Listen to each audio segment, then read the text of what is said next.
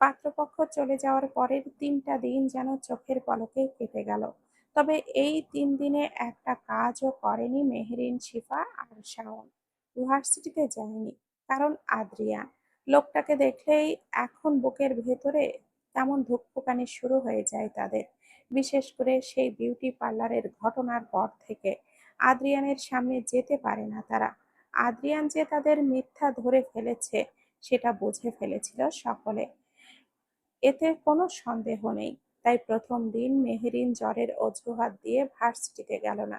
দ্বিতীয় দিন মাথা ব্যথা, তৃতীয় দিন পেট ব্যথা, চতুর্থ দিন এসে মনোয়ার শেখ ঘোষণা দিলেন, কাল থেকে নিয়মিত ভার্সিটিতে যাবি, আর কোনো অজুহাত শুনবো না।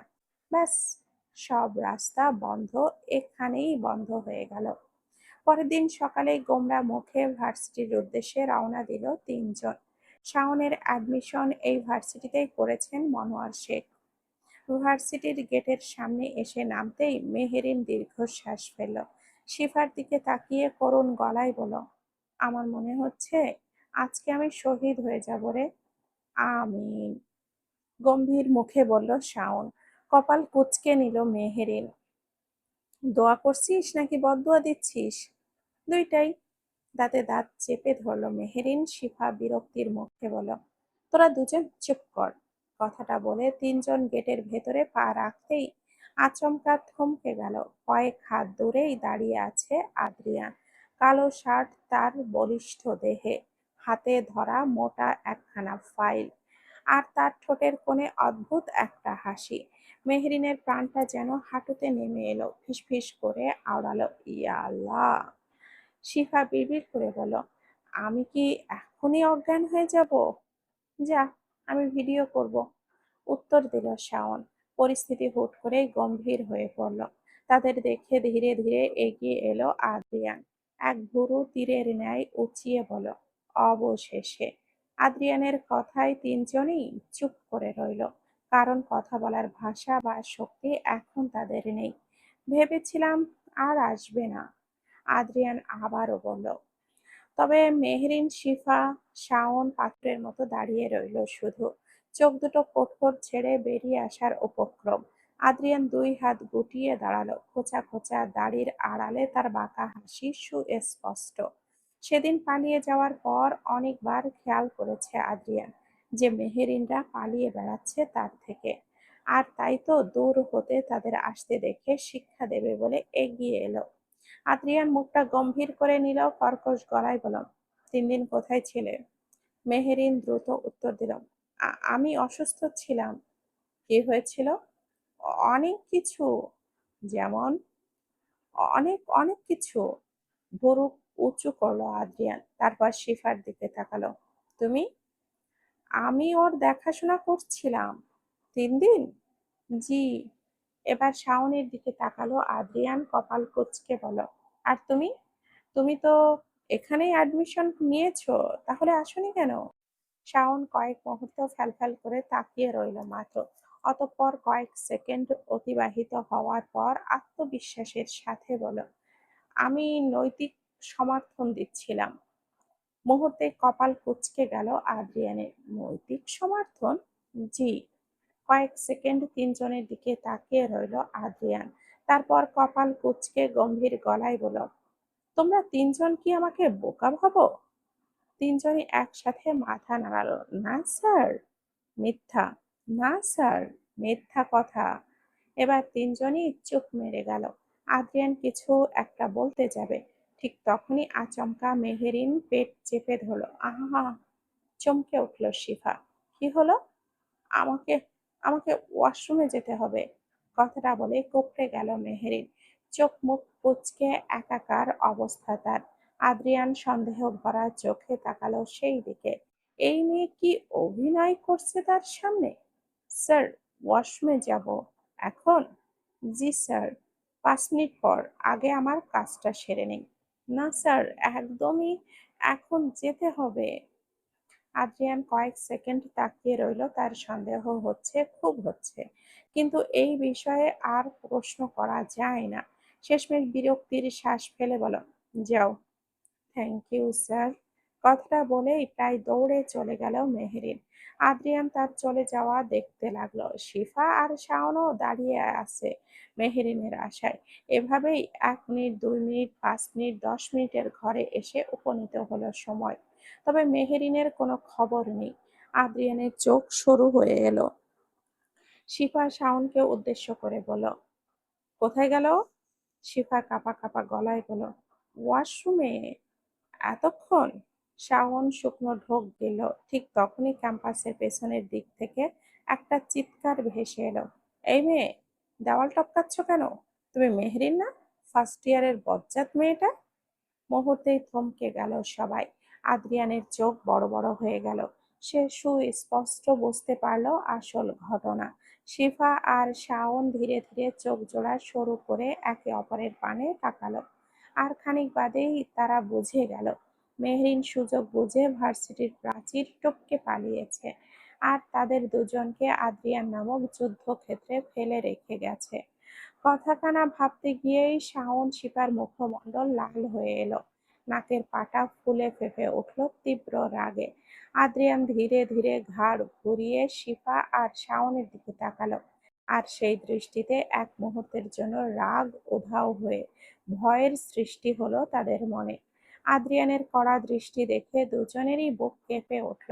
শাওন কাঁদো কাঁদো মুখে বলল, স্যার, একটা কথা বলি। বলো। আমরা ওকে ওয়াশরুমে যাওয়া হতে থামানোর চেষ্টা করছিলাম। কখন? মনের মধ্যে। আদ্রিয়ানের চোয়াল শক্ত হয়ে এলো শাওনের কথায়। অন্যদিকে ভার্সিটির দেওয়ালের ওই পাশে নেমে প্রাণপণে দৌড়াচ্ছে মেহরিন। মুখে একটাই কথা, বেঁচে গেছি। খানিক বাদে ফের বলল, কথায় আছে না, চাচা আপন প্রাণ বাঁচা। আজ সেটা শুধু কথায় সীমাবদ্ধ থাকলো না মেহু, তুই সেটা করেও দেখালি। বাহ, মাই গর্জিয়াস লেডি, বাহ। মেহরিন নিজেই নিজেকে বাহবা দিতে দিতে চলে গেল ভার্সিটির প্রাঙ্গণ হতে। অন্যদিকে ফেলে গেল দুটি খ্যাপা বাঘ, শিফা আর শাওনকে। আদ্রিয়ানো এবার প্রচুর রেগে গেল। তার সামনে এমন মাথা নিচু করে দাঁড়িয়ে থাকা শিফা ও শাওনকে উদ্দেশ্য করে কড়া গলায় বলল, তুমি দুজন দুজনের হিসেব আমি তোমাদের দুজনের হিসাব আমি পরে নেব। আর ওই মেহেরিনকে আমি ছাড়বো না। মুরগি বানানো আমায়, মুরগি? কথাগুলো বলতে বলতে সেখান হতে শক্ত মুখে বেরিয়ে গেল আদ্রিয়ান। অন্যদিকে বেচারা শিফা শাওন তীব্র রাগে ফুঁসতে ফুঁসতে বাড়ির পথে পা বাড়ালো। আজ আর মেহরিনকে ছাড়বে না তারা।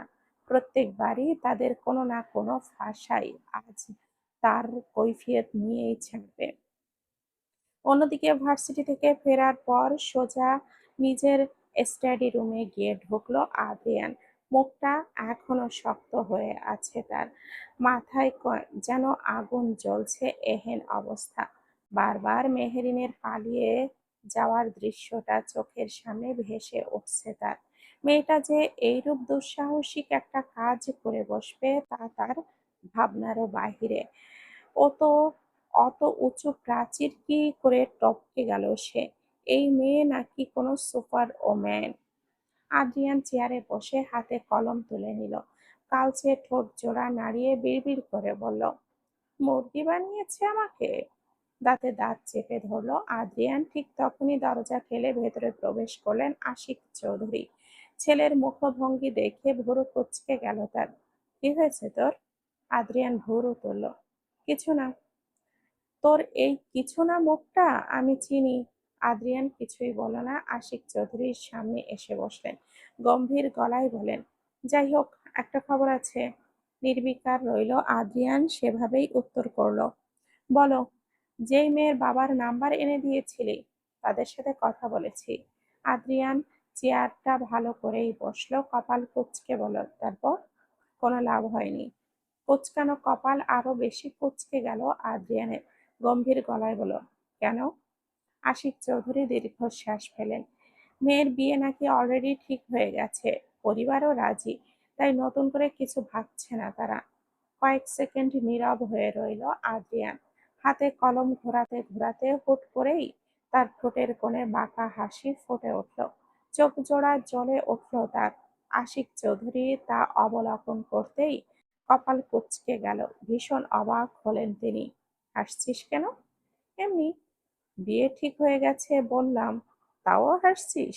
আদ্রিয়ান টেবিলের ওপরে আঙ্গুল ঠুকতে ঠুকতে বলল, সব ঠিক হওয়া জিনিস শেষ পর্যন্ত ঠিক থাকে না ড্যাড। মানে? কিছু না।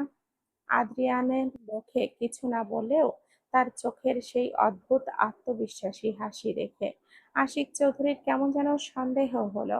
তিনি সন্দেহ ভরা দৃষ্টিতে তাকিয়ে জিজ্ঞেস করলেন, তুই কিছু করবি না? তা তো আবার? আমি? ভদ্র ছেলের মতো মুখ বানালো আদ্রিয়ান। আমি তো খুবই শান্ত মানুষ ড্যাড। আমি আবার কি করব? তুই শান্ত? একদম। আশিক চৌধুরী মুখ বাঁকিয়ে উঠে দাঁড়ালেন। আল্লাহ বাঁচাক। আদ্রিয়ান এবার হালকা হেসে জানালার বাইরে তাকালো। তার মাথার মধ্যে অন্য হিসাব চলছে এখন।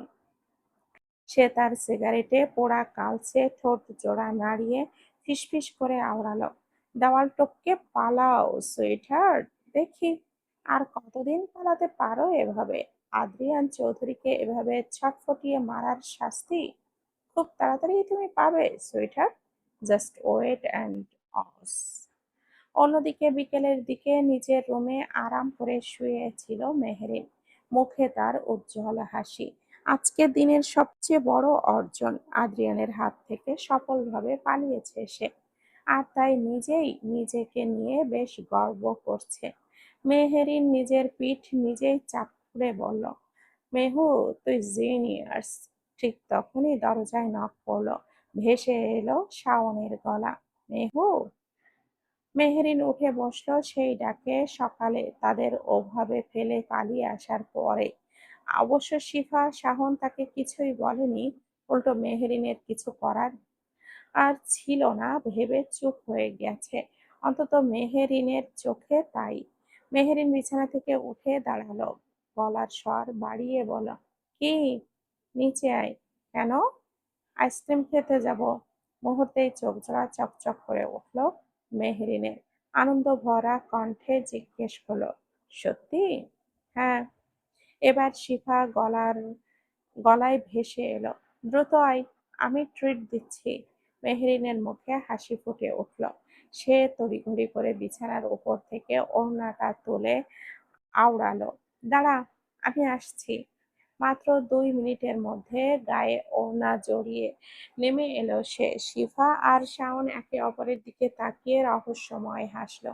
মেহরিন সেটা খেয়াল করলো না অবশ্য। সে আপাতত আইসক্রিমের স্বপ্নে মশগুল। মেহরিন, শিফা, শাওন এসে দাঁড়ালো বাড়ির সামনে। এখানেই ঠিক করবে কোথায় যাওয়া যায়। মেহরিন শিফার দিকে তাকিয়ে জিজ্ঞেস করলো, কোথায় যাব? উত্তর করল শিফা, সামনের পার্কে। আইসক্রিম? অবশ্যই। খুশি মনে তাদের সাথে হাঁটতে লাগলো মেহরিন। পার্কে পৌঁছানোর পর শাওন হাসি মুখে বলল, চোখ বন্ধ কর। কেন? সারপ্রাইজ। আইসক্রিমের আশায় বিনা প্রতিবাদে চোখ বন্ধ করলো মেহরিন। চোখের সামনে আইসক্রিমের প্রতিচ্ছবি গড়িয়ে তুলতে তুলতে আচমকা পিঠে একটা হালকা চড় মারলো তার। আউস! চোখ মুখ খিচে মৃদু আর্তনাদ করে উঠল মেহেরিন। চোখ খুলতেই দেখলো সামনে দাঁড়িয়ে আছে শিফা। চোখে মুখে ভয়ঙ্কর রকমের রাগ তার। অবাক হলো মেহরিন, অবিশ্বাস্য গলায় বলল, এটা কিসের জন্য? কথাটা শেষ হতে না হতেই আর একটা থাপ্পড় আছড়ে পড়ল তার পিঠে। মেহেরিন চোখ মুখ খিচে নিয়েছে তীব্র ব্যথায়। শিফা দাঁতে দাঁত চেপে বলল, এটা আমার নানিকে মারা মারা বানানোর জন্য। মেহেরিন হতভম্ব হয়ে তাকিয়ে রইল মাত্র। তখন তো কি সুন্দর করে বোঝালো, যা হয়েছে তা ভুলে যা। পরিস্থিতির কথা তুলে মেহেরিনের মন জয় করলো। আর এখন এইসব করাচ্ছে তারা। এরই মধ্যে শাওন সামনে এসে বলল, আর এটা বলেই মাথা হালকা টোকা দিল, আমাদের যুদ্ধক্ষেত্রে রেখেই পালানোর জন্য। মেহরিনের চোখ কোঠর থেকে বেরিয়ে আসার উপক্রম। সে অবিশ্বাস্য গলায় বলল, তোরা প্রতিশোধ নিচ্ছিস আমার থেকে? জি, একসাথে বলল দুজন। মেহরিনের সন্দেহ হলো আইসক্রিমের ব্যাপারটা ক্লিয়ার হওয়ার জন্য ফের বলল, আর আইসক্রিম? মিথ্যা ছিল। কি? তুই যেমন আমাদেরকে ফাঁসিয়েছিলি, আমরাও তোকে সেভাবেই ফাঁসিয়েছি। মেহরিনের মুখটা হা হয়ে গেল তাদের কথায়। কত আশা নিয়ে আইসক্রিম খেতে এসেছিল সে, আর তার সবচেয়ে বড় দুর্বলতা আইসক্রিম নিয়ে মজা করলো এরা। পারলো এটা করতে? কথাগুলো ভাবতে ভাবতেই দাঁতে দাঁত চেপে ধরলো মেহরিন, শক্ত গলায় বলল, শিফা। হুম? শাওন? জি? তোরা আজকে বাড়িতে ফিরতে পারবি না সুস্থ অবস্থায়। মেহেরিনের কথায় দুজনের হাসি মুহূর্তেই উধাও হয়ে গেল। তারা দেখলো রাগে লাল হয়ে যাওয়া মেহেরিনের শক্ত মুখশ্রী। আর পরের মুহূর্তেই মেহেরিন ঝাঁপিয়ে পড়ল তাদের ওপরে। শিফা আচমকা চিৎকার দিয়ে বলল, পালা!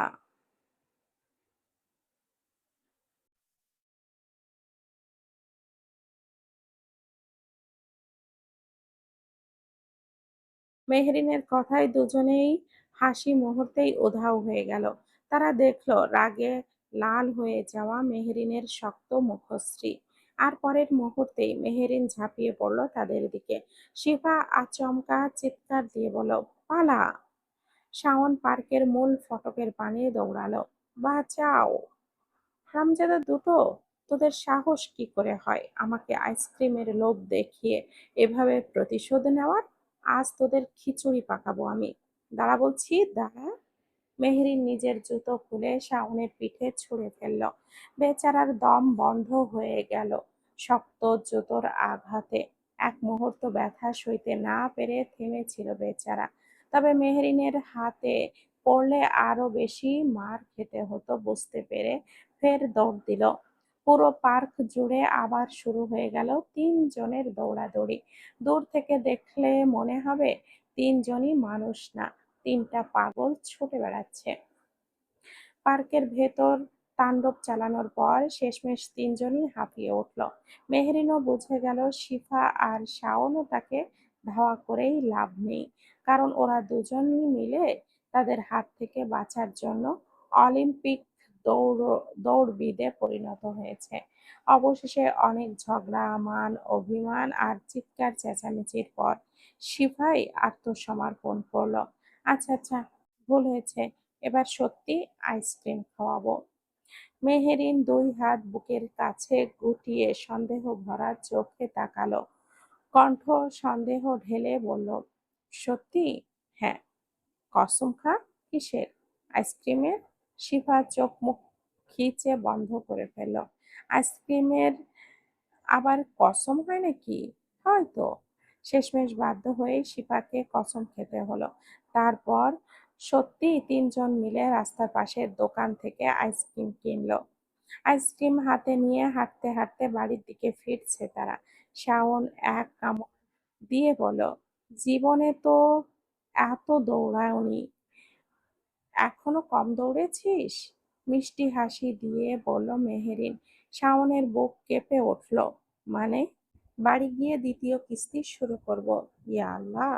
শাওন কেঁদে ওঠার ভঙ্গি করতেই শিফা আর মেহেরিন হেসে ফেলল। চারিদিকে তখন শেষ বিকেলের কমলা রঙের লালিমা ছড়িয়ে যাওয়া অস্তমিত সূর্যের ঝলকানি খেলা যাচ্ছে। আশপাশ দিয়ে সাইকেল ছুটে যাচ্ছে টিং টং আওয়াজ তুলে। মেহেরিন তাকিয়ে তাকিয়ে দেখছে তা। পার্কের এই দিকটায় বিকালবেলা কিছু মানুষ হাঁটাহাঁটি করতে আসে। বেশ ভালো লাগে দেখতে। মেহেরিন, শিফা, শাওন এইসবই দেখতে দেখতে এগিয়ে যাচ্ছিল। ঠিক তখনই তাদের পথ আগলে দাঁড়ালো চার পাঁচজন ছেলে। মুহূর্তেই তিনজনের হাসি থেমে গেল। ছেলেগুলোর চেহারা সুবিধার মনে হচ্ছিল না। বয়স 25 কি 26 হবে। সবার চোখে মুখে অদ্ভুত একটা ভাব। বাজে অঙ্গভঙ্গি তাদের। গায়ের পোশাকের অবস্থা যা ইচ্ছে তা। তাদের মধ্যে একজন দাঁত বের করে বলল, কোথায় যাচ্ছ সুন্দরীরা? শিফার মুখ শক্ত হয়ে এলো এহেন সম্বোধনে। ছেলেগুলোর বাজে নজর তখন ফালাফালা করে দিচ্ছিল তাদের মেয়েলি কায়া। শাওনও কপাল কুঁচকে দাঁড়িয়ে রইল। হাতের মুঠো শক্ত হয়ে এলো তার। অন্যদিকে মেহেরিন রইল নির্বিকার। আইসক্রিম চাটতে চাটতেই সে বলল, বাড়িতে যাচ্ছি। ছেলেটা অবাক হলো এহেন সম্বোধনে। বাজে নজরেও মেয়েটা এতটা স্বাভাবিক আছে কি করে তা তারা ভেবে পেল না। কপালে ভাঁজ ফেলে বলল, বাড়ি যাচ্ছ? না, চাঁদে যাচ্ছি, যাবেন? পাশের ছেলেগুলো হেসে উঠল তার কথায়। মধ্য হতে তার একজন নোংরা হেসে বলল, মুখটা কিন্তু বেশ চালু এই সুন্দরীটার। ধন্যবাদ। লোকটার কথার পাছে চট করে বলে উঠল মেহেরিন। অতঃপর আবারও মশগুল হলো আইসক্রিমে। একজন লোক ফের বলল, ফোন নাম্বার দাও। কেন? কথা বলবো। মেহরিন চিন্তিত মুখ করে বলল, কিন্তু একটা সমস্যা আছে। কি সমস্যা? আমার ফোনে ব্যালেন্স নেই। শাওন মুখ চেপে ধরল। শিফা মাথা নিচু করে ফেলল। এই মেয়ে এমন সময়েও ফাজলামি করছে। ছেলেগুলোর একজন এবার একটু বিরক্ত হলো। বেশি কথা বলো না। তাহলে কম কথা বলি? আমরা কিন্তু সিরিয়াস। আমিও তো সিরিয়াস। আমার গণিতে ৩১ নাম্বার এসেছিল। সিরিয়াস না হলে তো এতটাও আসতো না নাম্বার। এক মুহূর্তের জন্য সবাই চুপ হয়ে গেল মেহরিনের কথায়। পরিস্থিতি আগের তুলনায় বেশ গম্ভীর হয়ে পড়ল। একজন যুবক দাঁতে দাঁত চেপে বলল, তোমাকে কিন্তু আমার ভালো লেগেছে। আমাকে ভালো না লাগিয়ে দেওয়ালে লাগান, আর আমি বাসায় যাব। দেওয়াল এখানেই থাকবে। মুহূর্তে শাওনের কাশি উঠে গেল। পরিস্থিতি ধীরে ধীরে খারাপের দিকে যাচ্ছে। ছেলেগুলোর মুখও শক্ত হয়ে এসেছে। তাদের নেতা টাইপ ছেলেটা এবার সামনে এগিয়ে এলো। দেখো, আমরা ভালোভাবে কথা বলছি, ভালোভাবে উত্তর দাও। আমিও ভালোভাবেই বলছি। তোমাকে নিয়ে যেতে চাইলে কি করবে? চিৎকার করব। তারপর? জ্ঞান হারাবো। তারপর? জানি না, এর পরের স্ক্রিপ্ট লিখিনি। এবার সত্যিই ছেলেগুলো বিরক্ত হয়ে গেল। মেহরিন যে সিরিয়াস বিষয় নিয়েও মজা করছে তা আর বুঝতে বাকি রইল না। আর এটাই বেশ রাগিয়ে দিল ছেলেগুলোকে। রাগান্বিত মুখে দাঁতে দাঁত চেপে ধরল। অতঃপর একজন হাত বাড়িয়ে মেহরিনের দিকে এগিয়ে আসতেই হঠাৎ করেই একটা গম্ভীর কণ্ঠ ভেসে এলো, হাতটা নামাও। সকলেই ঘুরে তাকালো সেই দিকে। রাস্তার অপর পাশে দাঁড়িয়ে আছে এক যুবক। উচ্চতায় ৬ ফুটের কাছাকাছি। সাদা শার্টের হাতা গোটানো। মুখে তীব্র গম্ভীরতা বিরাজ করছে। চোখ দুটো ঠান্ডা কিন্তু তীক্ষ্ণ। সে ধীরে ধীরে এগিয়ে এলো। আর তাকে দেখেই মেহেরিনের চোখ চকচক করে উঠল। আরে বাস! শিফা তাকালো। কপাল কুঁচকে বলল, কি? হিরো, হিরো রে হিরো! ক্রাশ খেলাম। ও হে মামা! মেহেরিন গালে হাত দিয়ে ছেলেটাকে পরখ করে নিল। তারপর আবারও নিজের প্রেস্টিজ রক্ষার্থে নিজের চোখ সরিয়ে নিল। বেশিক্ষণ তাকিয়ে থাকলে ছ্যাঁচড়া ভাববে না? অন্যদিকে শাওন মাথা চাপড়ালো। এই মেয়েকে নিয়ে তার আর কিছু বলার নেই। এই বিপদের সময়ও সে ক্রাশ খাচ্ছে, মজা করছে সে। এর মধ্যেই যুবকটি ছেলেগুলোর সামনে এসে দাঁড়ালো। তীক্ষ্ণ দৃষ্টিতে তাকিয়ে বলল, সমস্যা কি? যুবকটির কণ্ঠে এমন কিছু ছিল যাতে ছেলেগুলো একটু থমকে গেল। তারা একে অপরের মুখ চাওয়াচাই করলো। তাদের মধ্যে একজন বলল, আপনি কে? সেটা জানার দরকার নেই, রাস্তা ছাড়ো। কয়েক মুহূর্ত দুপক্ষ একে অপরের দিকে তাকিয়ে রইল। বখাটেগুলো কিছু বলতে চেয়েও পারল না, কারণ আশেপাশে লোক সমাগম বেড়ে যাচ্ছে। এখন ঝামেলা করলে পাবলিকে পেটাবে। শেষমেশ ছেলেগুলো বুঝে গেল এখানে ঝামেলা করে সুবিধা করতে পারবে না। তাই তারা ধীরে ধীরে সরে গেল। তবে যাওয়ার আগে সেই নেতা টাইপ ছেলেটা মেহরিনের দিকে আঙ্গুল তুলে বলল, আজকে বেঁচে গেছো, কিন্তু আবার দেখা হবে, তখন এভাবে ছাড়বো না। কথাটা বলেই দলবল নিয়ে সেখান থেকে চলে গেল ছেলেটা। আসলে তারা প্রচুর বিরক্ত মেহেরিনের আচরণে। বিরক্তির পাশাপাশি রাগান্বিত হলো। লোকগুলো চলে যেতেই সবকিছু ঠান্ডা হয়ে এলো। পরিবেশটা শান্ত হতেই শিফা স্বস্তির নিঃশ্বাস ফেলল। শাওনও হাঁপ ছেড়ে বাঁচল। অন্যদিকে যুবকটি ঘুরে মেহেরিনদের দিকে তাকালো। সকলকে একবার পরখ করে জিজ্ঞেস করলো, আপনারা ঠিক আছেন? শিফা ভদ্রভাবে মাথা নাড়ালো। জি, ধন্যবাদ। যুবকটি মৃদু হাসলো, তারপর দৃষ্টি গিয়ে থামলো মেহরিনের ওপরে। মেহরিন তখনও আইসক্রিম খাচ্ছে, যেন কিছুই হয়নি আশেপাশে, সব ঠিক আছে, ঠিক তার আইসক্রিমের মতো। যুবকটি মেহরিনকে পরখ করে জিজ্ঞেস করলো, আপনি? মেহরিন মুখ তুলে বলল, আমি? জি, আমি আইসক্রিম খাচ্ছি। যুবকটা কিছুক্ষণ চুপ করে রইল। শাওন মুখ ফিরিয়ে হাসি চাপল। যুবকটি আবারও বলল, আমি আসলে বলতে চাচ্ছিলাম। আচ্ছা, ধন্যবাদ। কথাটা শেষ করতে দিল না মেহেরিন। পথিমধ্যে যুবকটিকে আটকে দিয়ে ফের বলল, আপনি খুব ভালো কাজ করেছেন। আল্লাহ আপনাকে জান্নাতবাসী করুন। আমিন। আরে শুনুন, আল্লাহ হাফেজ। কথাটা বলেই শিফা আর শাওনের হাত ধরে টান দিল সে। আসলে সে তার অ্যাটিটিউড দেখাতে ব্যস্ত। মেয়ে মানুষের অ্যাটিটিউড থাকবে না? মেহেরিন এক হাতে আইসক্রিম, অন্য হাতে শিফার হাত ধরে নিচু স্বরে বলল, চল। কপাল কুঁচকে নিল শিফা। প্রশ্ন করল, কোথায়? বাড়ি। কিন্তু কোনো কিন্তু না। এরপর তিনজন এমনভাবে হেঁটে চলে গেল যেন তাদের পেছনে কেউ লেগেছে। যুবকটি দাঁড়িয়ে রইল কয়েক সেকেন্ড পর। নিজের অজান্তেই হেসে ফেলল সে। সন্ধ্যার কিছুটা পরেই বাড়িতে ফিরল আদ্রিয়ান। সারাদিনের কাজ শেষে খানিকটা ক্লান্ত লাগছে তার। হাতে ঘড়ির চাবি ঘোরাতে ঘোরাতে সরি, হাতে গাড়ির চাবি ঘোরাতে ঘোরাতে ড্রয়িং রুমে প্রবেশ করতেই থমকে গেল পুরুষটি। সেন্টার টেবিলে ছড়িয়ে ছিটিয়ে রয়েছে বেশ কয়েকটা মেয়ের ছবি, আর সেই ছবিগুলোর মাঝখানে বসে আছেন সাহেলা চৌধুরী। একবার একটা ছবি দেখছেন, আবার সেটা সরিয়ে আরেকটা হাতে নিচ্ছেন। আদ্রিয়ান ভুরু কুঁচকে ফেল। কি হচ্ছে এখানে? সাহেলা চৌধুরী মুখ তুলে তাকালেন। ও, তুই এসেছিস? জি, কিন্তু এই ছবিগুলো? সাহেলা চৌধুরী স্বাভাবিক ভঙ্গিতে উত্তর দিলেন, তোর জন্য পাত্রী দেখছি। আদ্রিয়ান এক মুহূর্ত চুপ করে রইল, তারপর ধীর হস্তে একটা ছবি তুলে বলল, হঠাৎ? হঠাৎ কোথায়? তোর বয়স কি কম হচ্ছে? কতদিন ধরে বিয়ের কথা বলছি, শুনছিস তা? আদ্রিয়ান ছবিটা আবারও নামিয়ে রাখলো। কিন্তু আমি তো একজনের কথা